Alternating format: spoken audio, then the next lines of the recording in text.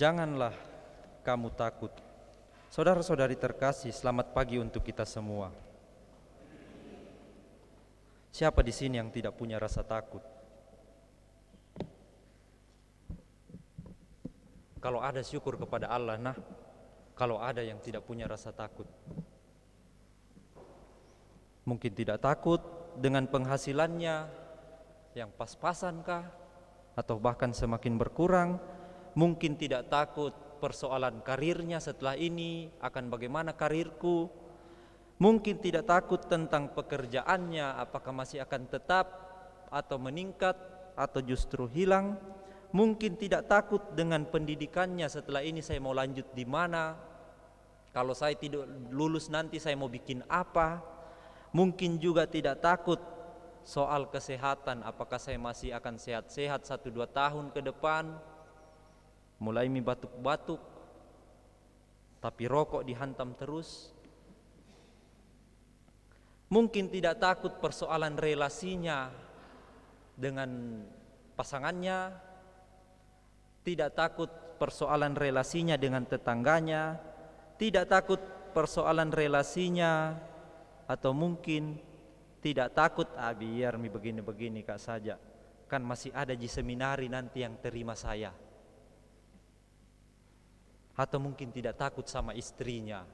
Nah, itu untuk bapak-bapak. Syukur kalau Anda tidak takut. Tapi secara psikologi dan secara sosial, bahwa ketakutan atau rasa takut itu pada dasarnya itu manusiawi atau normal. Dan seringkali ada yang mengatakan bahwa itu adalah bagian dari mekanisme pertahanan diri. Jadi tiba-tiba saja muncul rasa takut itu. Apa yang membuat rasa takut tiba-tiba muncul? Ya bisa saja karena ada pengalaman yang pernah terjadi lalu berulang, atau mungkin karena masa depan, sesuatu yang tidak bisa diprediksi. Karena masa depan pada dasarnya itu di luar jangkauan dan kehendak manusia. Saudara-saudari terkasih, rasa takut menjadi tidak normal kalau berlebihan.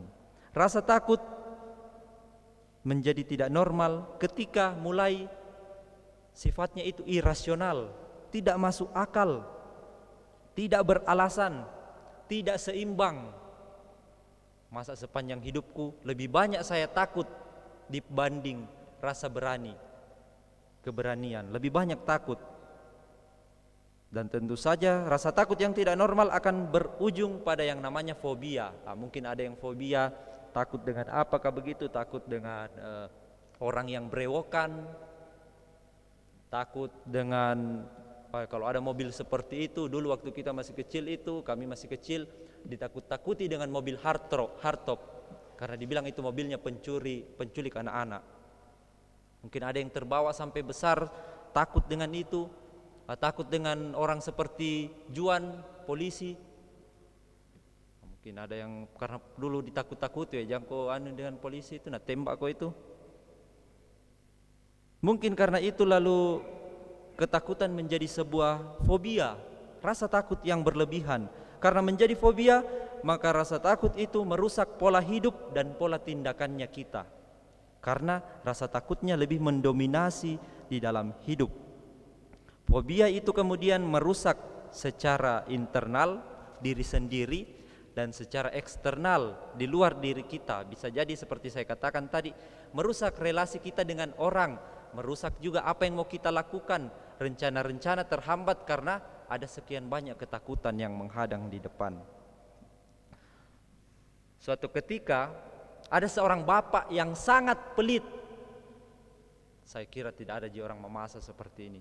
Seorang bapak yang sangat pelit dalam mengeluarkan uang. Anaknya ini masih agak kecil, mau sekali naik helikopter. Karena banyak-banyak dibayar ini naik helikopter ini. Tapi karena saking maunya ini anaknya, lalu ya sudahlah, kita pergi ditanya.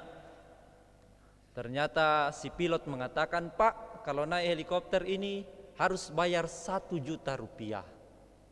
Wah, banyak-banyak ini mau dikasih keluar ini, berapa menit di atas. Tapi ada aturannya, Pak. Naik 1 juta. Kalau bapak berbicara, bapak atau anak atau dua-duanya berbicara di atas helikopter, bayar 5 juta. Wah, tambah panik ini bapak. Tapi kalau selama di helikopter bapak dan anak itu tenang-tenang, nanti kami kasih 10 juta. Woi, ada harapan. Jadi si bapak memutuskan untuk naik helikopter demi anaknya. Sekian menit di atas udara, lalu helikopter mendarat. Lalu si pilot mengatakan, "Selamat Bapak." Rupanya Bapak bisa tenang di atas. Apa yang membuat Bapak itu bisa tenang sekali? Dia bilang, "Ya itu tadi hadiahnya."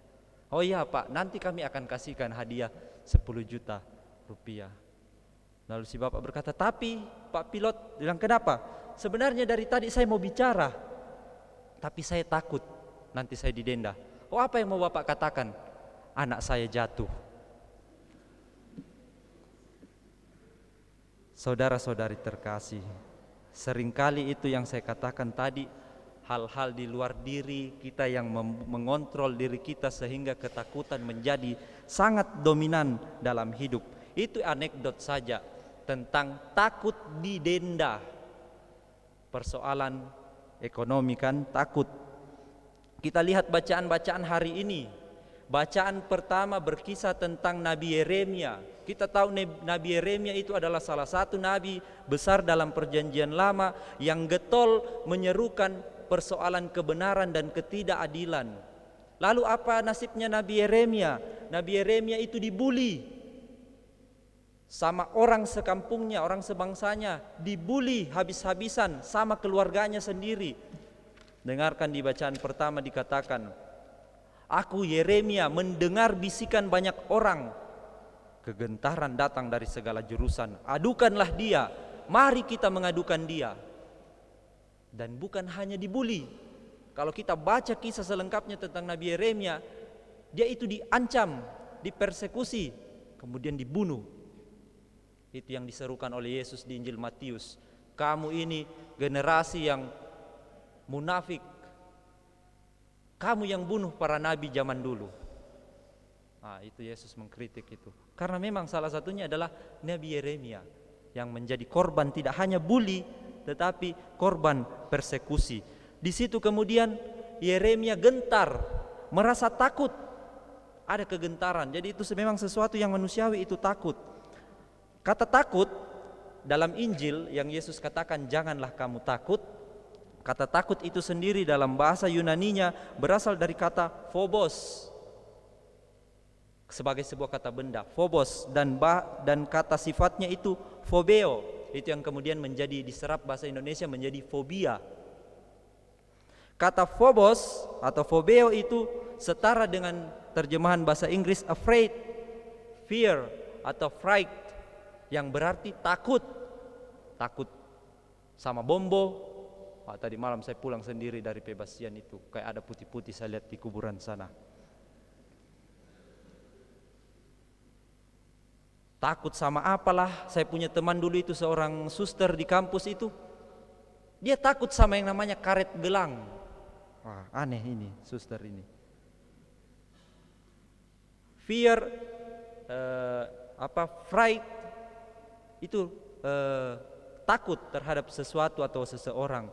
Tetapi kata phobos atau kata phobeo dalam bahasa Yunani itu juga berarti dalam bahasa Inggris reverence. Artinya takut atau hormat, segan, dan itu ditujukan kepada pribadi yang lebih tinggi. Dan kalau kita orang beriman itu tentu saja ditujukan kepada Tuhan. Maka saudara-saudari terkasih, ancaman, rintangan, halangan bagi pengikut Kristus yang mencoba setia, mewartakan, memberikan kesaksian seperti Nabi Yeremia pasti ada. Tidak mungkin tidak. Adakah di sini orang Katolik yang merasa aman-aman saja selama menjadi Katolik? Paling tidak kamu pernah sesekali ditanyai tentang imanmu. Ada yang coba-coba korek-korek sedikit tentang imanmu. Lalu kemudian Anda merasa terusik. kalau saya tidak cari tahu ini, nanti apa nak bilang orang? Ini sekian lama jadi Katolik, nah tidak ada apa-apa nak tahu. Jangan sampai saya ditarik gara-gara itu ya. Anak-anak muda mungkin, wah nanti walaupun saya laki-laki bisa saja saya ditarik karena kalah kuat dari pihak sebelah. Bisa saja. Sekarang kan lagi ramai itu perkawinan beda agama. Baru-baru ini kan berita salah satunya itu ada sebuah salah satu pengadilan negeri yang kemudian menerima perkawinan beda agama. Nah, hati-hati kalau rekan-rekan muda kalau tidak kuat-kuat itu, kemudian Anda yang akan ditarik. Walau jangan bermerasa superior, saya ini laki-laki, bahwa saya yang akan tarik nanti. Oh tidak, tergantung kekuatan. Apalagi kalau ada kekuatan orang belakang, selesai barang-barang. Jadi saudara-saudari terkasih, sekali lagi ancaman, rintangan, halangan itu akan selalu ada dan menjadi konsekuensi bagi para pengikut Kristus yang mencoba setia mewartakan, memberi kesaksian tentang kebenaran. Itulah ketakutan-ketakutan kita sebagai pewarta atau mungkin followers Yesus Kristus yang sejati. Tentu saja itu berbeda dengan followers yang siluman atau followers yang jadi-jadian atau followers yang KW, KTP-nya saja yang Katolik. Akan kelihatan kemudian ada sedikit ancaman, ada sedikit orang mengusik dia, mulai mempertanyakan, betul tidak ini saya menjadi orang Katolik? Jangan sampai selama ini saya betul-betul menyembah patung tapi saya tidak sadari. Nah, itu orang Katolik yang KW, orang Katolik KTP atau mungkin siluman, hanya datang-datangan saja. Maka benarlah apa yang ditulis oleh salah seorang itu dalam sebuah artikel. Ketakutan itu perlu di-manage. Ada yang namanya manajemen rasa takut. Takut terhadap hal-hal kecil seperti saya sebutkan tadi itu wajar. Tapi di atas semua itu harus ada ketakutan terhadap yang lebih besar. Itulah ketakutan, rasa hormat terhadap yang ilahi. Dengan demikian kemudian hidup menjadi lebih terkontrol. Saya tidak akan mencuri bukan karena saya takut polisi, tapi karena saya takut kepada Tuhan. Saya tidak akan membunuh bukan karena saya takut di penjara, tapi karena saya takut akan Tuhan. Dan ketakutan akan Tuhan itu dibahasakan secara positif sebagai iman, mengasihi Tuhan. Maka Yesus berulang kali dalam Injil mengatakan kepada murid-muridnya, jangan takut. Jangan takut kepada mereka yang bisa mencabut nyawamu, tetapi dia tidak berkuasa atas jiwamu. Takutilah dia yang berkuasa atas tubuhmu, tapi juga jiwamu. Ingat, di Injil tadi ada muncul kata neraka. Maka neraka itu bukan dongeng, bukan cerita untuk sekolah minggu, itu namanya neraka. Walaupun gambarannya beda-beda. Santo Agustinus pernah berkata, kita manusia kadang lebih takut terhadap kematian tubuh dibanding kematian jiwa. Kematian jiwa bersifat kekal. Apakah itu? Keterpisahan total dari Allah. Tidak ada yang bisa tolong. Seperti cerita cerita di Injil Yohanes tentang Lazarus dan orang kaya yang kemudian ketika mati terpisah tempatnya. Lazarus duduk di pangkuan Abraham, berbahagia kekal. Si orang kaya itu kesakitan. Itulah gambaran neraka. Atau Yesus mengatakan tentang kegelapan yang paling gelap. Itulah neraka. Itulah keterpisahan total dengan Allah. Itulah yang mesti ditakuti. Kita takut kepada Allah. Saudara-saudari terkasih, mungkin tantangan kita orang Katolik di zaman sekarang tidak sebesar tantangan yang dialami para pengikut Kristus di zaman dulu. Tadi malam di stasi itu orang tua di sana sempat bercerita tentang Pastor Kees Brouwer yang katanya pernah dipolisikan karena dituduh mau mengkatolikkan orang, padahal sudah ada perjanjian. Di batas sini kamu tidak boleh masuk wilayah sini, hanya sampai sini saja. Nah, itu salah satu kemudian ancaman. Padahal kita datang membawa sesuatu yang baik, bukan membawa virus, tetapi kemudian mengalami ancaman. Mungkin kita tidak akan mengalami pengalaman-pengalaman seperti itu. Tantangan kita di zaman sekarang adalah melanjutkan pembangunan pondasi iman gereja yang sudah dimulai oleh para pendahulu, para misionaris, para perintis awal gereja kita, khususnya di paroki ini. Kita akan merayakan pesta pelindung paroki ke-56. Bagaimana kita berefleksi dalam terang iman gereja? Apakah kita memang sudah banyak terlibat dalam proses pembangunan iman gereja? Atau mungkin lebih banyak jadi penonton, seperti katanya Sri Paus, jangan jadi penonton yang hanya menonton dari atas balkon, tetapi turun. Saudara-saudari terkasih, jika kita menjadi Katolik hanya karena takut kepada keluarga besar kita, ya mungkin saja kita belum menjadi pengikut Kristus yang sejati. Jika kita pergi ke gereja hanya karena takut dibilang sebagai seorang pemalas, mungkin juga kita belum menjadi pengikut Kristus yang sejati.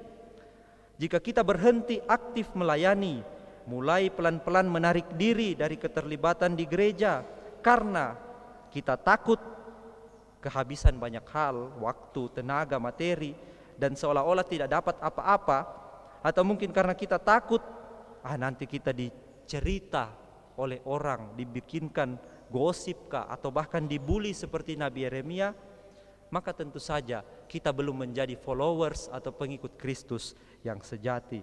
Karena pengikut Kristus yang sejati, rasa takut terhadap Allah yang adalah iman itu melampaui segalanya. Dasarnya adalah kasih Allah yang lebih besar daripada ketakutan saya, seperti dikatakan Rasul Paulus dalam bacaan kedua, bahkan kasih Allah lebih besar daripada maut. Maka saudara-saudari terkasih, mari kita memohon rahmat Allah supaya kita berani keluar dari zona ketakutan-ketakutan kita dan berani bersaksi tentang kebenaran iman. Kemuliaan kepada Bapa dan Putra dan Roh Kudus,